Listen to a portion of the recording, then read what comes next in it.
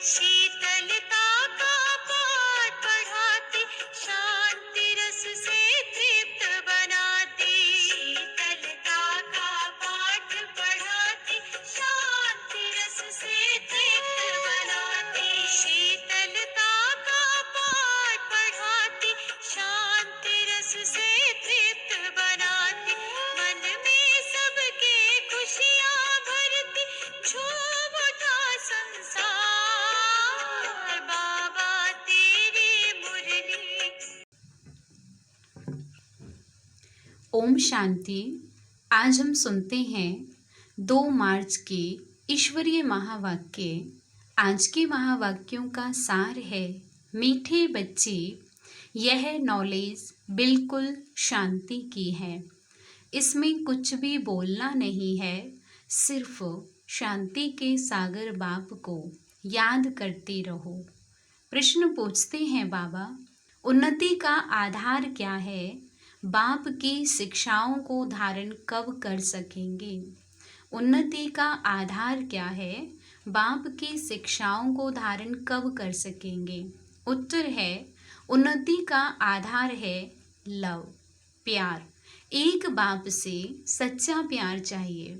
नज़दीक रहते भी यदि उन्नति नहीं होती तो जरूर लव की कमी है। लव हो तो बाप को याद करें। याद करने से सब शिक्षाओं को धारण कर सकते हैं। उन्नति के लिए अपना सच्चा सच्चा चार्ट लिखो। बाबा से कोई भी बात छिपाओ नहीं। आत्म अभिमानी बनते खुद को सुधारते रहो। ओम शांति। बच्चे अपने को आत्मा समझ कर बैठो और बाप को याद करो। बाबा पूछते हैं, जब भी कहाँ सभा में भाषण करते हो तो घड़ी घड़ी यह पूछते हो कि तुम अपने को आत्मा समझते हो या देह? अपने को आत्मा समझकर यहाँ बैठो। आत्मा ही पुनर्जन्म में आती है। अपने को आत्मा समझ परमपिता परमात्मा को याद करो। बाप को याद करने से ही तुम्हारे विक्रम विनाश होंगे। इसको योग अग्नि कहा जाता है। निराकार बाप निराकारी बच्चों को कहते हैं, मुझे याद करने से तुम्हारे पाप कट जाएंगे और तुम पावन बन जाएंगे। फिर तुम मुक्ति, जीवन मुक्ति को पाएंगे। सभी को मुक्ति के बाद जीवन मुक्ति में आना है जरूर। तो घड़ी घड़ी यह कहना पड़े कि अपने को आत्मा निश्चय करके बैठो। भाइयों और बहनों, अपने को आत्मा समझ बैठो और बाप को याद करो। यह फरमान बाप ने ही दिया है। यह है याद की यात्रा। बाप कहते हैं, मेरे साथ बुद्धि का योग लगाओ तो तुम्हारे जन्म जन्मांतर के पाप भस्म हो जाएंगे। यह घड़ी घड़ी तुम याद कराएंगे, समझाएंगे, तब समझेंगे कि आत्मा अविनाशी है, देह विनाशी है। अविनाशी आत्मा ही विनाशी देह धारण कर पार्ट बजाए एक शरीर छोड़ दूसरा लेती है। आत्मा का स्वधर्म तो शांति है। वह अपने स्वधर्म को भी नहीं जानते हैं। अब बाप कहते हैं, मुझे याद करो तो विक्रम विनाश होंगे। मूल बात यह है, पहले पहले तुम बच्चों को यही मेहनत करनी है। बेहद का बाप आत्माओं को कहते हैं, इसमें कोई शास्त्र उठाने की दरकार नहीं। तुम गीता का मिसाल देते हो तो भी कहते हैं, तुम सिर्फ गीता उठाते हो, वेदों का नाम क्यों नहीं लेते हो? बाबा ने कहा, उनसे पूछो वेद किस धर्म का शास्त्र है? कहते हैं आर्य धर्म का। आर्य किसको कहते हैं? हिंदू धर्म तो है नहीं। आदि सनातन तो है ही देवी देवता धर्म। फिर आर्य कौन सा धर्म है? आर्य तो आर्य समाजियों का धर्म होगा। आर्य धर्म तो नाम ही नहीं है। आर्य धर्म किसने स्थापन किया? तुमको वास्तव में गीता को भी नहीं उठाना है। पहली बात है, अपने को आत्मा समझ बाप को याद करो। तो सतो प्रधान बन जाएंगे। इस समय सब हैं तमो प्रधान। पहले पहले तो बाप का ही परिचय देना है, महिमा भी बाप की करनी है। यह भी तुम तब कह सकेंगे जब तुम खुद बाप को याद करते होंगे। इस बात की बच्चों में कमजोरी है। बाबा हमेशा कहते हैं याद की यात्रा का चार्ट रखो, दिल से हरेक पूछे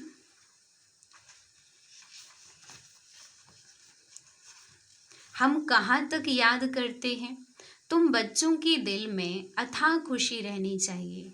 तुमको अंदरूनी खुशी होगी तो दूसरों को भी समझाने का असर होगा। पहली मूल बात यही कहना है कि भाइयों और बहनों, अपने को आत्मा समझो। ऐसे और कोई सत्संग में नहीं कहेंगे। वास्तव में सत्संग कोई है नहीं। सत्य का संग एक ही है, बाकी है कुसंग। यहाँ है बिल्कुल नई बात। वेदों से तो कोई धर्म स्थापन हुआ ही नहीं है, तो हम वेदों को क्यों उठाएं। कोई में भी यह नॉलेज है नहीं।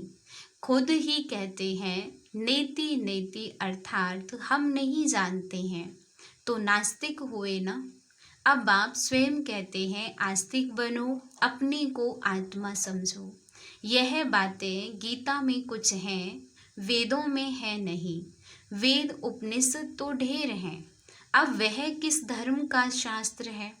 मनुष्य तो अपनी बातें करते हैं, तुमको किसका भी सुनना नहीं है। बाप तो सहज समझाते हैं, अपने को आत्मा समझ बाप को याद करो तो पावन बन जाएंगे। इसलिए वर्ल्ड की हिस्ट्री ज्योग्राफी को जानना है। तुम्हारा यह त्रिमूर्ति गोला है मुख्य, इनमें सब धर्म आ जाते हैं। पहले पहले है देवी देवता धर्म। बाबा ने कहा है त्रिमूर्ति गोला बड़ा बड़ा बनाकर दिल्ली के मुख्य स्थान पर, जहाँ आना जाना बहुत हो, वहाँ लगा दो। 3 सीट पर हो, सीढ़ी में तो और धर्मों का नहीं आता है। मुख्य यह 2 चित्र हैं, समझाना ही इस पर है। पहले है बाप का परिचय। बाप से ही वर्षा मिलता है। इस बात का निश्चय कराने बगैर तुम्हारा कुछ भी कोई समझ नहीं सकेगा। एक बाप को ही नहीं समझा है तो दूसरे चित्रों पर ले जाना ही फालतू है। अलफ को समझने बिगर कुछ भी समझेंगे नहीं। बाप के परिचय बिगर और कोई भी बात नहीं करो। बाप से ही बेहद का वर्षा मिलता है। बाबा ख्याल करता है, ऐसी सहज बात क्यों नहीं समझते हैं। तुम्हारी आत्मा का बाप वह शिव है, उनसे ही वर्षा मिलता है। तुम सब आपस में ब्रदर्स हो। जब इस बात को भूलते हो तब तमो प्रधान बन जाते हो। अब बाप को याद करो तो सतो प्रधान बन जाएंगे। मूल बात है ही रचयिता और रचना को जानना। कोई भी जानते नहीं, ऋषि मुनि भी जानते नहीं थे, तो पहले बाप का परिचय दे सबको आस्तिक बनाना है। बाप कहते हैं मुझे जानने से तुम सब कुछ जान जाएंगे। मुझे नहीं जाना तो कुछ भी तुम समझेंगे नहीं। मुफ्त में तुम अपना समय वेस्ट करते हो। चित्र आदि भी जो ड्रामा अनुसार बने हैं वही ठीक हैं, परंतु तुम इतनी मेहनत करते हो फिर भी किसकी बुद्धि में बैठता नहीं है। बच्चे कहते हैं बाबा क्या हमारे समझाने में कोई भूल है। बाबा फट से कह देते हैं हाँ भूल है। अलफ को ही नहीं समझा है तो फट से रवाना कर दो। बोलो जब तक बाप को नहीं जाना तब तक तुम्हारी बुद्धि में कुछ भी बैठेगा नहीं। तुम भी जब देही अभिमानी अवस्था में नहीं रहते हो तो आंखें क्रिमिनल रहती हैं। सिविल तब बनेंगी जब अपने को आत्मा समझेंगे। देही अभिमानी होंगे तो फिर तुमको आंखें धोखा नहीं देंगी। देही अभिमानी नहीं तो माया धोखा देती रहेगी। इसलिए पहले तो आत्म अभिमानी बनना है।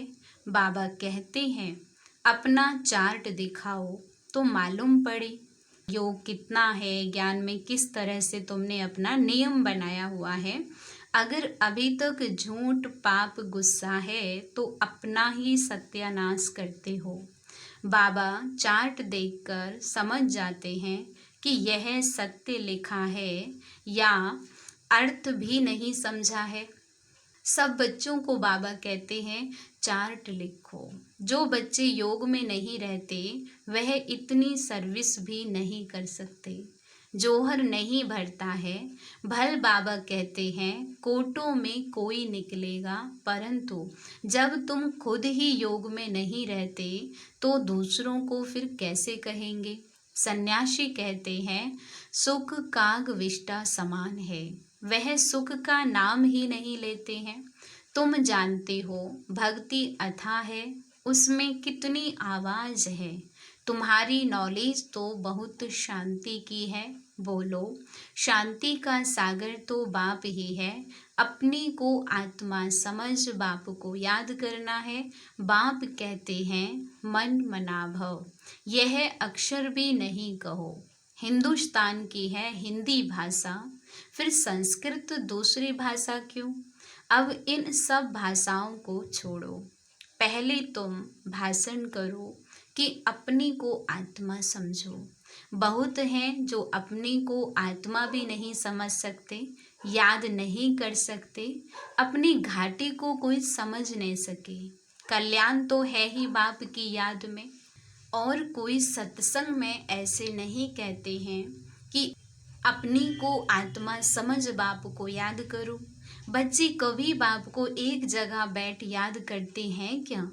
उठते बैठते बाप की याद है ही। आत्म अभिमानी बनने की प्रैक्टिस करनी है। तुम बहुत बोलते हो, इतना बोलना नहीं चाहिए। मूल बात है याद की यात्रा की। योग अग्नि से ही तुम पावन बनेंगे। इस समय सब दुखी हैं। सुख मिलता ही है पावन बनने से। तुम आत्म अभिमानी हो, किसको समझाएंगे तो उनको तीर लगेगा। कोई खुद विकारी है और किसको कहें निर्विकारी बनो तो उनको तीर नहीं लगेगा। बाप कहते हैं बच्चे तुम खुद याद की यात्रा पर नहीं रहते, इसलिए तीर भी नहीं लगता। अब बाप कहते हैं बीती सो बीती, पहले अपने को सुधारो। दिल से पूछो हम अपने को आत्मा समझ बाप को कितना याद करते हैं। जो बाप हमको विश्व का मालिक बनाते हैं, हम शिव बाबा के बच्चे हैं, तो जरूर हमको विश्व का मालिक बनना है। वही एक माशूक आकर के तुम्हारे सामने खड़ा है, तो उनके साथ बहुत लव होना चाहिए। लव माना याद। शादी होती है तो स्त्री का पति के साथ कितना लव होता है। तुम्हारी भी सगाई हुई है, शादी नहीं। वह तो जब विष्णुपुरी में जाएंगे पहले शिव बाबा के पास जाएंगे, फिर ससुर घर जाएंगे। सगाई की खुशी कम होती है क्या। सगाई हुई और याद पक्की हुई। सतयुग में भी सगाई होती है, परंतु वहाँ सगाई कब टूटती नहीं है। अकाले मृत्यु नहीं होती, यह तो यहाँ होती है। तुम बच्चों को भी गृहस्थ व्यवहार में रहते पवित्र बनना है। भल बहुत नज़दीक भी रहते हैं, फिर भी उन्नति नहीं होती है। जो उस लव से आते हैं उनकी बहुत उन्नति होती है। याद ही नहीं तो लव भी नहीं रहता, तो उनकी शिक्षाओं को भी धारण नहीं कर सकते। भगवानुवाच तुम बच्चे सबको यही पैगाम दो कि काम महाशत्रु है जो आदि मध्य अंत दुख देता है। तुम तो पवित्र सतयुग के मालिक थे, अभी तुम गिरकर गंदे बन पड़े हो। अब यह अंतिम जन्म फिर से पवित्र बनो। काम चिता पर बैठने का हथियाला कैंसिल करो। तुम बच्चे जब योग में बोलेंगे तब किसकी बुद्धि में बैठेगा। ज्ञान तलवार में योग का जोहर चाहिए। पहली मुख्य है एक बात। बच्चे कहते हैं बाबा हम बहुत मेहनत करते हैं, तब मुश्किल कोई निकलता है। बाबा कहते हैं योग में रहकर समझाओ, याद की यात्रा की मेहनत करो। रावण से हारकर विकारी बने हो, अब निर्विकारी बनो। बाप की याद से तुम्हारी सब मनोकामनाएं पूर्ण हो जाएंगी। बाबा स्वर्ग का मालिक बनाते हैं। बाबा डायरेक्शन तो बहुत देते हैं, परंतु बच्चे अच्छी तरह कैच नहीं करते हैं और बातों में चले जाते हैं। मुख्य तो बाप का पैगाम दो, परंतु खुद ही याद नहीं करेंगे तो दूसरों को कैसे कहेंगे। ठगी नहीं चलेगी, दूसरों को कहे विकार में नहीं जाओ, खुद जाएं तो जरूर दिल खाएगी। ऐसे भी ठग हैं, इसलिए बाबा कहते हैं मूल बात है ही अल्फ। अल्फ को जानने से तुम सब कुछ जान जाएंगे, अल्फ को न जानने से तुम कुछ भी समझ नहीं सकेंगे। अच्छा, मीठे मीठे सिक्के लदे बच्चों प्रति माता पिता बाप दादा का याद प्यार और गुड मॉर्निंग। रूहानी बाप की रूहानी बच्चों को नमस्ते। रूहानी हम बच्चों की रूहानी बाप दादा को नमस्ते। शुक्रिया बाबा, शुक्रिया। धारणा के लिए मुख्य सार है, फर्स्ट पॉइंट है अंदरूनी बाप की याद की खुशी में रहकर फिर दूसरों को बाप का परिचय देना है। सबको एक बाप की महिमा सुनानी है। दूसरा है आत्म अभिमानी बनने की बहुत प्रैक्टिस करनी है, बहुत बोलना नहीं है। बीती सो बीती कर पहले स्वयं को सुधारना है। याद की यात्रा का सच्चा चार्ट रखना है। वरदान है ब्राह्मण जीवन में वैरायटी अनुभूतियों द्वारा रमणीकता का अनुभव करने वाले संपन्न आत्मा भव। जीवन में हर मनुष्य आत्मा की पसंदी वैरायटी है, तो सारे दिन में भिन्न भिन्न संबंध भिन्न भिन्न स्वरूप का वैरायटी अनुभव करो तो बहुत रमणीक जीवन का अनुभव करेंगे। ब्राह्मण जीवन भगवान से सर्व संबंध अनुभव करने वाली संपन्न जीवन है, इसलिए एक भी संबंध की कमी नहीं करना। अगर कोई छोटा या हल्का आत्मा का संबंध मिक्स हो गया तो सर्व शब्द समाप्त हो जाएगा। जहाँ सर्व है वहाँ ही संपन्नता है, इसलिए सर्व संबंधों से स्मृति स्वरूप बनो। स्लोगन है बाप समान अव्यक्त रूपधारी बन, प्रकृति के हर दृश्य को देखो तो हलचल में नहीं आएंगे। ओम शांति।